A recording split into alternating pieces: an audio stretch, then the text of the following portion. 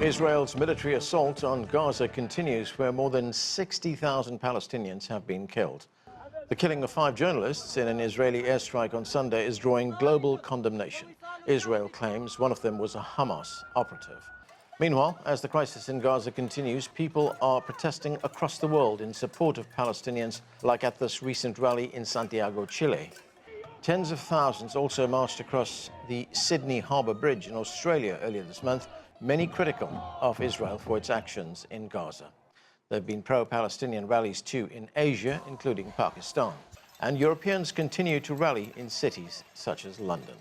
What are the implications for Israel as it faces increasing international pressure and isolation? To discuss this, joining me now from Cape Town is Ebrahim Rasool. He's a former South African ambassador to the United States. Also with us from Beijing is Victor Gar. He is chair professor at Soochow University. Thanks to both of you for joining me.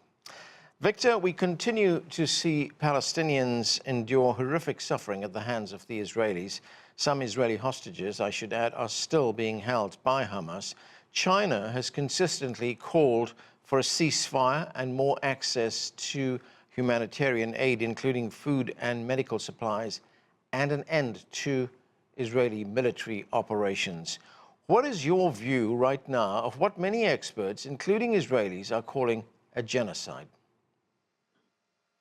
Thank you very much for having me. I think genocide is taking place in front of the eyes of mankind as a whole, and atrocities of all kinds, especially killing of innocent people, many of them women and children, including pregnant women, and bombing out of mosques, as well as hospitals and schools of all kinds. This is probably the unprecedented, the largest scale and the most serious atrocities committed in modern history. And I think it is the only right thing for mankind to rise up to condemn the Israeli atrocities and the genocide, and for anyone to believe that the Palestinians in Gaza or in other occupied territories in that region are not as much of a human being as an Israeli. It is an affront to mankind. It is an affront to human dignity. Therefore, it is time for mankind and all the countries in the world to rise up and to get united in condemning Prime Minister Netanyahu of Israel, to condemn the Israeli military forces, to condemn those extremists inside Israel who want to deprive the Palestinian people of their legitimate rights to statehood, for example, to self-determination, and as much of their right as human beings to exist as human beings. Ambassador Rasool, South Africa has been at the center of the protests against Israel. In fact, South Africa was the country that brought a genocide case against Israel at the United Nations highest court, the International Court of Justice. Israel has strongly denied the allegations of genocide. How strong is the South African case? And is there a risk that it could be caught up in the UN's legal system, which moves very, very slowly? It could be caught up in that system for years, during which time more Palestinians will lose their lives.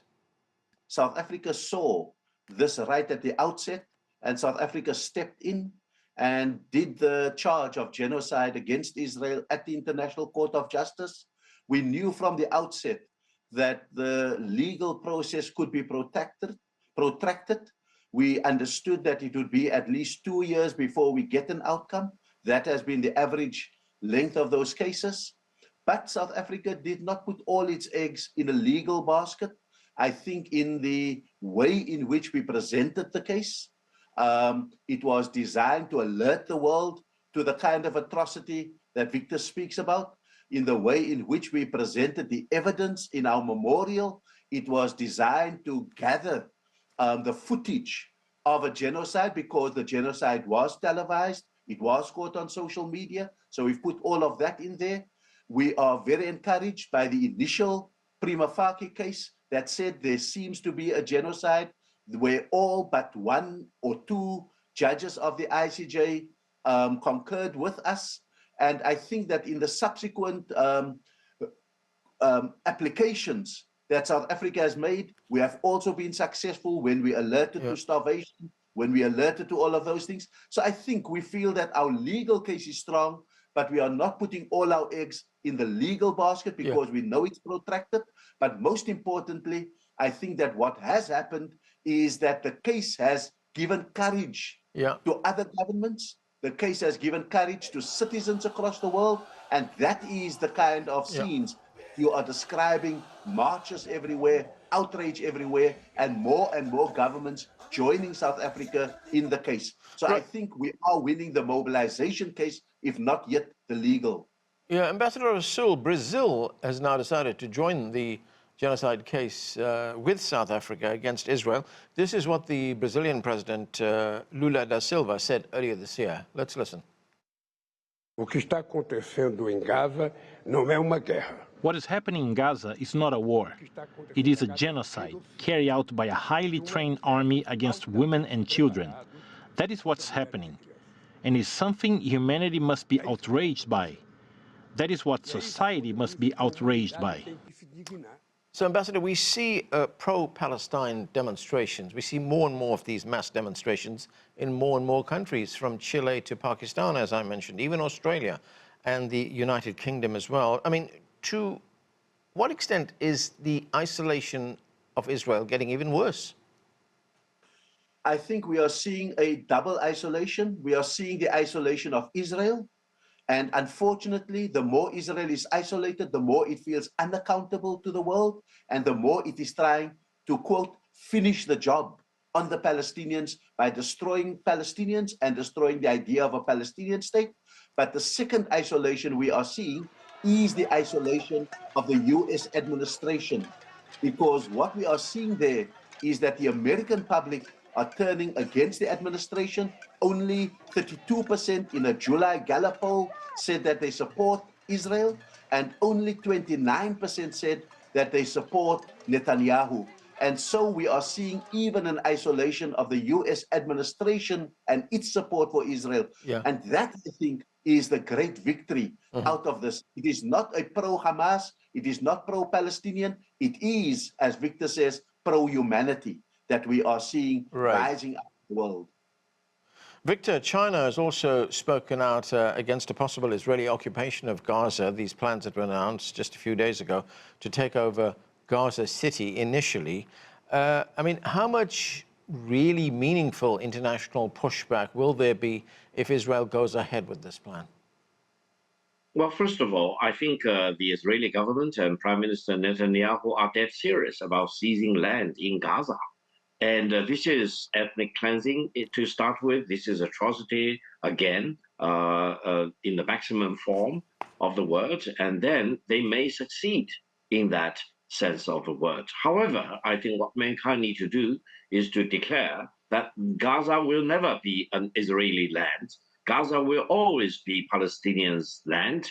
And Palestinians in Gaza and in other occupied lands and places in that region should always have the legitimate right to statehood, and every Israeli person, be it man or woman or kids, should be fully recognized as full human beings, entitled to as much protection as any Israeli is entitled to. So I think for everyone in the world, every country, every government, this is the time to choose to do the right thing rather than to do the wrong thing, to choose to support the Palestinian people in Gaza and elsewhere, for example, and to promote the two-state solution.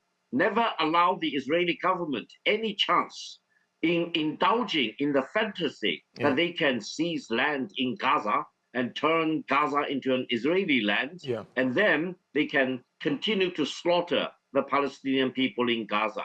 No, mankind have enough wisdom and have enough vision to see all the wrong things, the injustice, the atrocities committed by Israel against the Palestinians. And every civilian killed in Gaza is an atrocity carved in stone, and justice will be done for the Israelis committing these atrocities against the Palestinian people.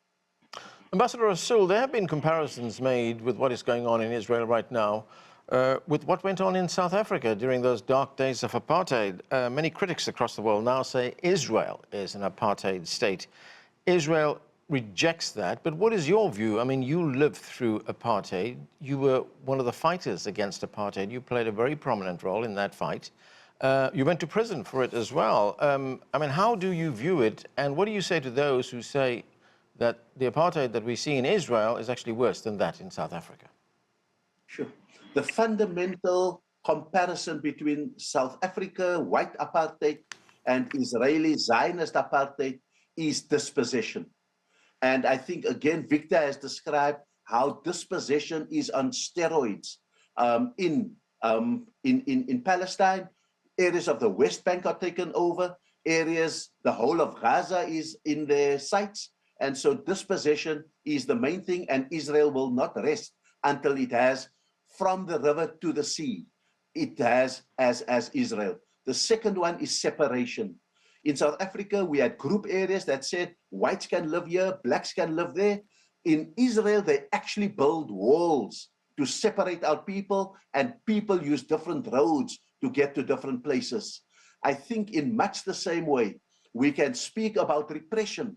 South Africa at least pretended to have a rule of law. You at least pretended that blacks must go to a court of law. In Israel, they just, without trial, put you in prison. And so this false comparison about only Israelis are hostages versus thousands of Palestinians in Israeli jails without trial and without end. And so I can go on and speak about how blacks were second-class citizens and how Palestinians are not even regarded as citizens within their own territories. They can be subjected to the army, the police, or even settlers who are armed. And so that is the comparison. But I want to say the degree of repression, oppression, occupation is infinitely worse in Israel than anything we have experienced even in South Africa. Victor, there are a number of countries, including close allies of Israel, countries like the United Kingdom and France, that are now moving towards recognizing a Palestinian state. And we could see that happen next month when the United Nations General Assembly gathers in New York. This is what the French President, Emmanuel Macron, had to say about this. I believe in the future of the two-state solution as the basis for a regional security architecture that will allow Israel to live in peace and security with its neighbors.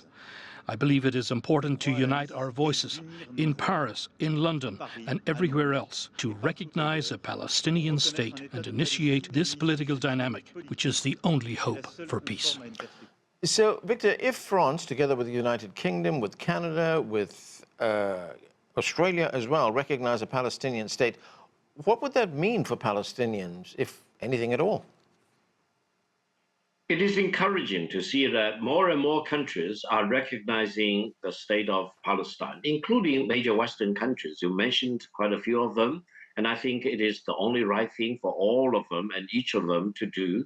And I think recognizing Palestine is the megatrend in the world of today. The United States is not yet doing that, but I think the people in the United States want their government to do the right thing. And amazingly, I think up to about 75% of the people in Israel, if not even more, are condemning the Prime Minister Netanyahu and his government and want to oust Prime Minister Netanyahu and try to bring in a new leader who may actually handle the situation and the relations with the Palestinian people better than this Netanyahu government. So I think we need to focus on the positive thing, and I hope more and more countries will recognize Palestine, and it will become an unstoppable and irreversible trend, and it will completely make the Israeli government and the military and the intelligence and the people in Israel to realize that they cannot stop recognition of the Palestinian state. They cannot defeat the two-state solution, which eventually will be the only right solution for Palestine versus Israel, for example, and all their endeavors to deprive the Palestinian people of their statehood, to deprive the Palestinians of their manhood, womanhood, childhood, for example, and of their decent rights as human beings, will not be successful. It will be a futile attempt. History is long. History can run for hundreds of years, thousands of years, And whatever they do, and if they indulge in the fantasy that they can achieve their goal by defeating the Palestinian people, by fooling mankind as a whole, for example, and pulling the tricks, for example, and depriving the Palestinian people of their statehood, it is a fantasy. They need to wake up sooner or later. They need to live up with the fact that Palestine will have their own independent and sovereign state eventually. Victor Gar, Ambassador Ebrahim Rasool, thanks to both of you for being with us. Thank you very much. How does Israel view what's happening, and what is Europe's reaction? Joining me now is Yossi Mekelberg. He is an Associate Fellow for the Middle East and North Africa Program at Chatham House in London. And also with us is Ulrich Bruckner. He is the Jean Monnet Professor for European Studies at Stanford University in Berlin. Welcome to both of you. Yossi Mekelberg, as we look at the pictures that are streamed to our telephones and our computers coming out of Gaza, people across the world are repulsed by what is taking place in that territory, the ongoing murders, the starvation, the humanitarian crisis. And as we look at that, is it becoming more and more difficult for Israel to justify its actions in Gaza? Because for a long time, the Israeli government has been telling us that this was caused by Hamas, and Hamas did stage a terrorist attack against Israel on October 7th. Well, thank you for having me. What happened in October 7 was horrific, in the massacre of October 7. But what has happened since then in the last 22 months, and as you say, what we see right now, can be justified by any standard of any country behaving in a way like this.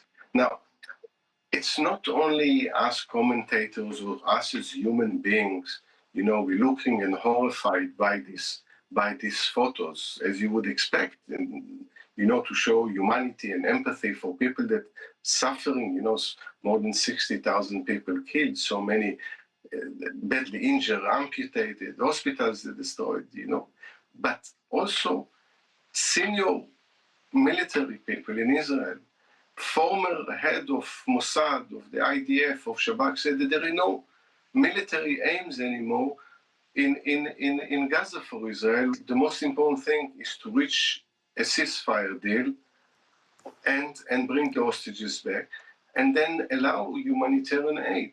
It's right now the Israeli government is fighting with no strategic aim because there is a prime minister that is caving in to the very ultra-nationalist right wing within his government, and he needs a never-ending war, and those are the horrific consequences of this.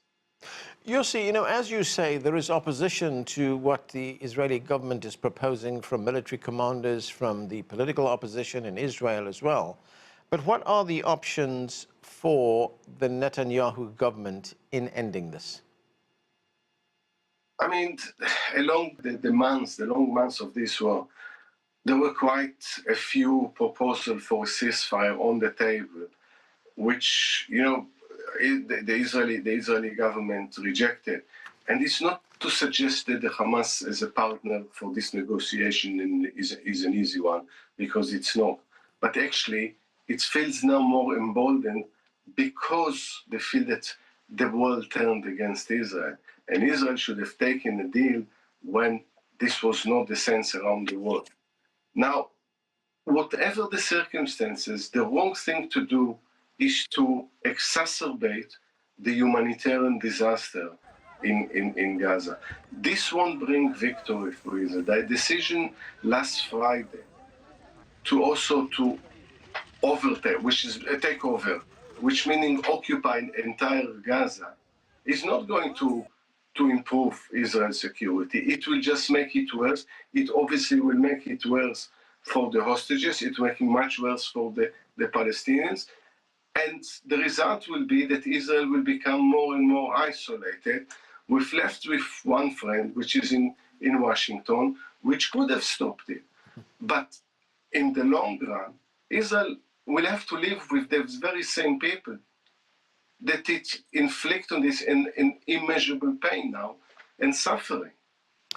Ulrich, Bruckner, there are a number of European countries, the United Kingdom and France among them, who are talking about recognizing a Palestinian state. That could happen at the next United Nations General Assembly next month. There are already European countries that have recognized a Palestinian state, among them Ireland and Norway as well. Now, Germany is not among those countries talking about recognizing a Palestinian state. In fact, under the former Chancellor Olaf Scholz, as well as the current Chancellor Friedrich Merz, Germany has offered almost unqualified support for Israel.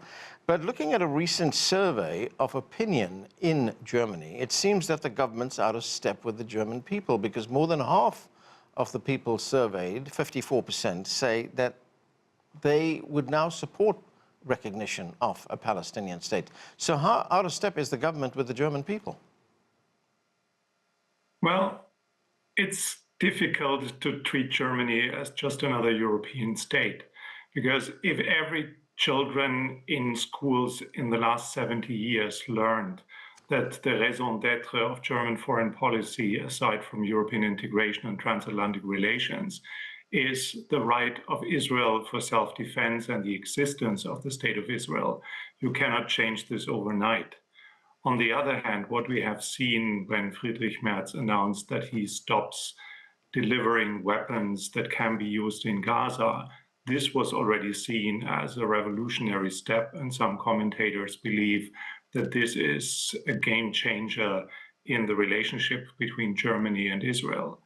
What the polls also show is that the German population is a different one compared with the different generations that learned in school what I just said, because we become much more cosmopolitan and pluralist, and the people who have immigrated to Germany have a very different socialization compared with those who experienced Nazi Germany and the Holocaust and everything that happened after. Just on that question of that ban on weapon sales to the Israelis, Ulrich, Deutsche Welle reports that it's only a partial ban, and it was a very carefully worded statement made by the Chancellor. He said that we will not be supplying weapons to Israel that could be used in Gaza. So it doesn't amount to a blanket ban, doesn't it? Well, he tries to make it look as a pragmatic change in which, on the one hand, he doesn't want to isolate Germany in the European Union because, as you said before, there's a growing number of very strong statements that send a signal that although it's currently just a symbolic gesture, because we don't know what to recognize in the current situation, if there's a strong announcement of recognizing the state of Palestine in the given situation, that Israel is basically colonizing parts of what is not Israeli territory. So leaving that aside, Germany is not radically changing and opposing Israel as a state, but Friedrich Merz, as a friend of Israel, wants to remind the current government in Israel that this is not an option to move further in that direction. And both the current government and the previous one reminded Netanyahu that he should react in proportion. And what we have seen ever since is totally out of proportion. That explains the changing position in the German public. Yossi, Mekelberg, on the question of these countries recognizing a Palestinian state, the Israeli Prime Minister, Benjamin Netanyahu, he has said that the idea of recognizing a Palestinian state, he called it shameful, and he said that it would reward Hamas for what it's done. But looking at this whole question of recognition, does it change anything in Israel? Will it change Israel's strategy, its thinking in any way? Yeah, I think some of the change of policies are not going to make a huge difference immediately or in the short run. I think actually those are more medium to long-term changes. I, by the way, won't underestimate the importance of Germany, of all countries, imposing a partial weapon embargo on Israel. Because it's Germany and the history between the two countries, and B, because it's one of the second biggest supplier of weapons to Israel. So the message is very, very clear that Germany doesn't want to be complicit, in what's happening in Gaza. So I think this is important. The same goes for recognition. Look, Bibi Netanyahu and his ultra-right set themselves as a life mission to prevent a two-state solution. They want the annexation of the West Bank and the annexation of Gaza and expanding settlements and basically make it part of Israel. Here, because of the way that Israel, under this government, is behaving in Gaza, also in the West Bank, countries probably would have never, or not have never, without a peace agreement, had recognized Palestinian state, preempted an agreement and recognized, and it's not only the UK and France and Canada, because Norway and Ireland and others did it, Slovenia did it before. So I think there is a trend here. Where it's going to have its full impact, it's difficult to tell. Ulrich Bruckner, notwithstanding the German position, could other countries in Europe have done more to stop what's taking place in Gaza right now? I mean, could the countries as a group in the EU have taken action earlier? The former European Union head of foreign affairs, he wrote an opinion piece in the Guardian newspaper recently accusing the EU of being complicit in genocide. I mean, why has Europe not been tougher on Israel? Well, Europe is not united as a state. Europe is what the European Union is, a group of 27 countries that have their own history and have their own priorities and special relations with different groups of countries in the world. Borrell, as the former foreign minister of Spain and the High Representative, took sides at a very early stage. And now that he's retired, he is even more free to express his personal opinion.